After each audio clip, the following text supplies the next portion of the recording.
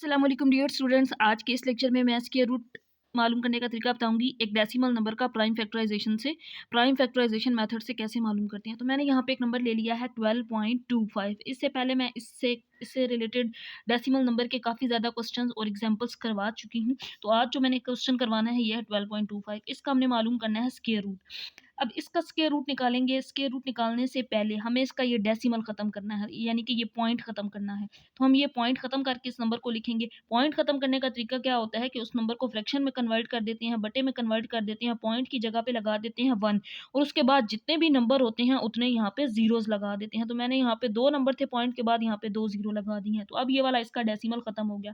इसका square root भी निकालना है और इस 100 का स्क्वायर रूट भी निकालना है। तो यहाँ पे हमने स्क्वायर रूट निकालना है प्राइम फैक्टराइजेशन मेथड से। तो यहाँ पे दोनों नंबर्स के बना लेंगे फैक्टर्स। तो यहाँ पे 100 के भी और इस नंबर के भी 1225 के 1225 और 100 दोनों के प्राइम फैक्टर्स। अब इसमें लास्ट डिजिट 5 है तो 5 के टेबल में इसको करेंगे। 5 2 ज़ा 10 हो जाएगा, बट यहाँ तो 12 था, 2 बच गया जो कि इधर आया 22 बन गया। तो 5 4 ज़ा 20, फिर 2 बचा जो इधर आया 25 बन गया। 5 5 ज़ा 25, अगेन 5 के टेबल में कर सकते हैं क्योंकि लास्ट डिजिट 5 है।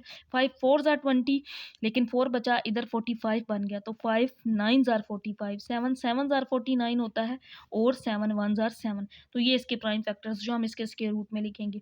अब 100 के प्राइम फैक्टर्स बनाएंगे। 2 के टेबल में कर सकते हैं क्योंकि लास्ट डिजिट 0 है। 2 5 ज़ार 10 और 0, अगेन 2 में 2 2 ज़ार 4, 2 5 ज़ार 10। अब 25 है तो इसको 5 के टेबल में कर लेंगे। 5 5 ज़ार और 5 1 ज़ार 5 आ जाएगा। अब इन प्राइम फैक्टर्स को यहाँ पे स्क्वायर रूट के अंदर, तो पहले इस वैल्यू के प्राइम फैक्टर्स को लिखेंगे। ये है 5 × 5 और फिर 7 × 7 डिवाइडेड बाय, और यहाँ पे इसके स्क्वायर रूट 100 का जो प्राइम फैक्टर्स आया है 2 × 2 और 5 × 5। अब यहाँ पे हमने इनके प्राइम फैक्टर्स को लिख लिया है। अब यहाँ पे पहले ऊपर वाली वैल्यू को सिंप्लीफाई, क्योंकि 5 2 दफ़ा है तो इसको 5 का स्क्वायर लिख देंगे। 7 2 दफ़ा है तो इसको लिख सकते हैं 7 का स्क्वायर। और इसी तरह यहाँ पे ये 2 2 दफ़ा है तो 2 स्क्वायर, फिर 5 2 दफ़ा है तो इसको 5 का स्क्वायर। क्योंकि स्क्वायर रूट की वैल्यू 1/2 होती है तो ये 2 इससे कैंसिल आउट हो जाएगा, ये 2 इससे कैंसिल आउट हो जाएगा, ये 2 भी स्क्वायर रूट को ख़त्म कर देगा, ये भी ख़त्म कर देगा। तो बाकी वैल्यू रह जाएगी 5 × 7/2 × 5। तो 5 5 से कैंसिल आउट हो जाएगा 7/2। क्योंकि क्वेश्चन पॉइंट में था तो आंसर भी पॉइंट में निकालना है, तो यहाँ पे जवाब आ गया है 7/2।